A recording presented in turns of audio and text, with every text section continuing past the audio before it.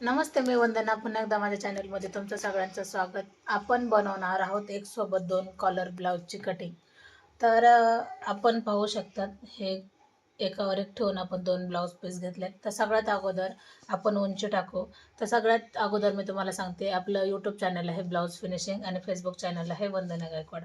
आता आपल्याला ज्यावेळेस आपण मापं घेतो तर उंची ज्याच्या त्याच्या आवडीनुसार असते. आता ह्या कस्टमरला कॉलरचा ब्लाऊज आणि उंचीला जास्त लागतोय. चेस्ट आहे 30 साईज आणि त्यांना उंचीला 14.5 इंचाची उंची लागते. तर आपण 15.5 वर आपण एक मार्किंग करू, म्हणजे 1 इंच आपण जास्त घेतले. आता कधी पण कॉलर ब्लाऊज शिवताना कोणती गोष्ट लक्षात ठेवली पाहिजे हे तुम्ही लक्षात घ्या. आता जेवढं शोल्डर आहे 15, तर आपल्याला 7.5 इंचावर एक मार्किंग करायची. 7.5 वर तेच खाली आपण एक मार्किंग करू. ही लाईन आपण सरळ आखून घ्यायची. आता काय करायचं आहे आपल्याला, 7.5 आल्याच्या नंतर आपण मोंड्यासाठी पण 7.5च घेऊया, बरोबर. आता त्याच्यानंतर आपण 1 इंच उतार द्यायचा आहे शोल्डरच्या बाजूने. ही कंपल्सरी 1 इंच उतार आहे. आपल्याला 30 चेस्ट आहे, 30चा आपल्याला चौथा भाग करायचा आहे. दुसरा भाग येतो 15 इंच आणि चौथा भाग येतो 7.5 इंच.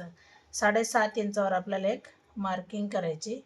ही मार्किंग इथंच आली आणि 2 इंच आपल्याला त्याच्यामध्ये शिलाई मार्जिन द्यायची, बरोबर.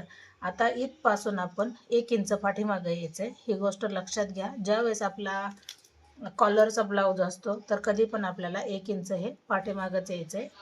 ही लाईन आपण सरळ करून घेऊ. पण हे तर आपलं झालं, बरोबर. आता आपण गळ्याकडे 2.25 इंच आपण गळा घेतला आहे. आता हाच गळा आपल्याला याला अटॅच करायचा आहे. तिरका आपल्याला माप घ्यायचं आहे. कधी पण लक्षात घ्या, कॉलर ब्लाऊजला 1 इंचाचा उतार द्यायचा आहे आणि मोंडा आपल्याला 1 इंच आतमध्ये यायचं आहे. आता तीच लाईन आपण परत एकदा 1.5 इंचावर पूर्ण करायची आणि 1 इंचावर, म्हणजे हे 2 लाईन आपल्याला कंपल्सरी ठेवायचं आहे. आता ह्या मापाचं जेवढं निम्म येते तेवढं आपण घेऊया आणि हे तिन्ही पॉईंट याला जोडून घ्यायचेत, हे अशा पद्धतीने. तर पाहू शकतात, खूप छोटं माप आहे आणि कॉलरचा ब्लाऊज आहे. आता त्याच्यानंतर आपण कंबर किती आहे 24, तर 24चा चौथा भाग येतोय 6 इंच. 1 इंच आपल्या टक्ससाठी जातोय, 1.5 इंच आपला शिलाई मार्जिन राहून जाते. ही लाईन याला जॉईंट करायची आणि ही लाईन याला जॉईंट करायची. आता काय करायचं आहे, पाठीमागचा भाग जो आहे तिथं आपल्याला 1 इंचाचा गळा घ्यायचा आहे, फक्त 1 इंचाचा. आता नॉर्मल डीप पण नको आहे, अशा पद्धतीने आपल्याला गळा घ्यायचा आहे. तर मी अगोदर सरळ कट करते गळा, मी नंतर कट करते का ज्यावेळेस आपण फ्रंट कट करू त्यावेळेला. आता तुम्ही याला कटोरीमध्ये शिवू शकतात, 4 टक्समध्ये, प्रिन्सेसमध्ये, तुम्हाला ज्याच्यामध्ये कम्फर्टेबल आहे त्याच्यामध्ये तुम्ही शिवू शकता. आता आपण पाठीमागचा भाग झाला, तर आपण फ्रंट भाग कट करू. तर ह्या कपड्यावर आपल्याला थोडंसं स्पष्ट दिसतंय, तर आपण हा कपडा परत एकदा वरून घेऊ. आता हा जो भाग आहे तो बरोबर आपण याच्यावर ठेवला आहे. आता जसं आहे तसं आपल्याला प्रेस करायचं आहे आणि याच्यावर आपल्याला आखून घ्यायचं आहे.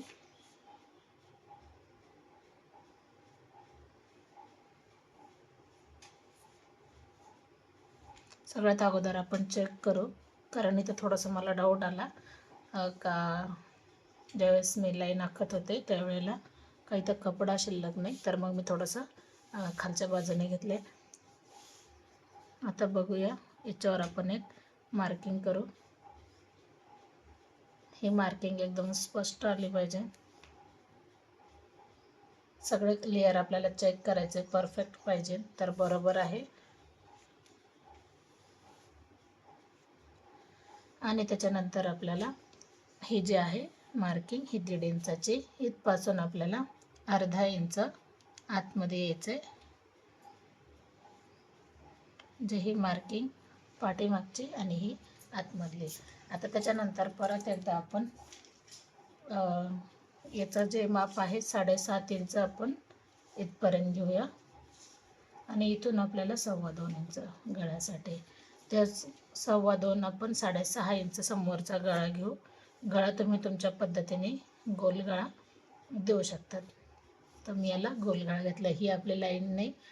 आता त्याच्यानंतर आपल्याला टक्स पॉईंट घ्यायचा आहे हा 10.5 इंचावर, बरोबर.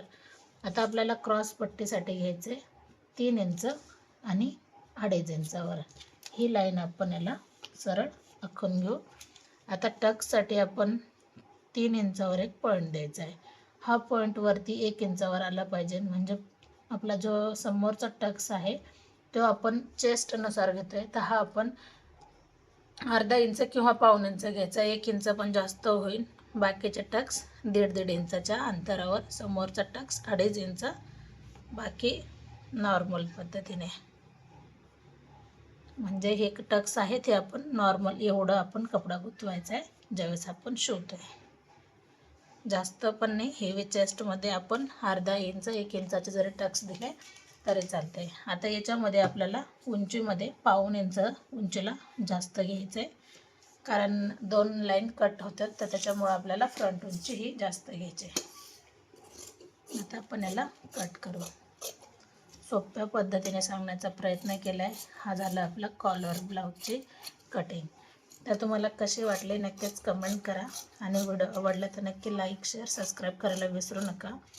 जे माझ्या चॅनलला नवीन आहेत त्यांनी जुन्या चॅनल जाऊन बघा, म्हणजे तुम्हाला कामाचे टेक्निक लक्षात येऊन जाईल आणि सोप्या पद्धतीने काम पण पाहायला भेटेल. तर आपण पुन्हा भेटू नवीन आणि चांगल्या व्हिडिओमध्ये. तोपर्यंत नमस्ते.